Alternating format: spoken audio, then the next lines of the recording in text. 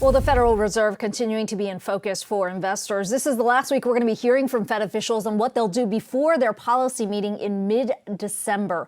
Ahead of the blackout period that starts this weekend, two Fed governors are pointing to a divided policy path forward. Yahoo Finance's Jen Schonberger joins us with more. Jen. Good morning. That's right. Two Fed governors speaking this morning see different paths for bringing inflation down, underscoring division within the central bank's board on whether interest rates need to move higher. Fed Governor Michelle Bowman saying in a speech this morning she believes interest rates will need to move higher to bring inflation down in a timely manner.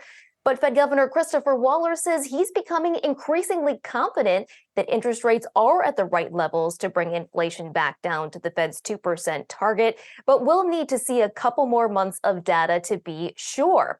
In a speech this morning in Utah, Bowman said, quote, "My baseline economic outlook continues to expect that we will need to increase the federal funds rate further to keep policy sufficiently restrictive to bring inflation down to our 2% target in a timely way." Meanwhile, Waller, speaking here in Washington at the American Enterprise Institute, said, quote, "I'm increasingly confident that policy is currently well positioned to slow the economy and get inflation back to 2%. That said, there is still significant uncertainty about the pace of future activity, and so I cannot say for sure whether the FOMC has done enough to achieve price stability." Waller hopes data over the next couple of months will give the Fed a clearer picture of whether they have done enough for certain. Of course, Wall Street believes the Fed has already done enough, no longer pricing in any more rate hikes from here.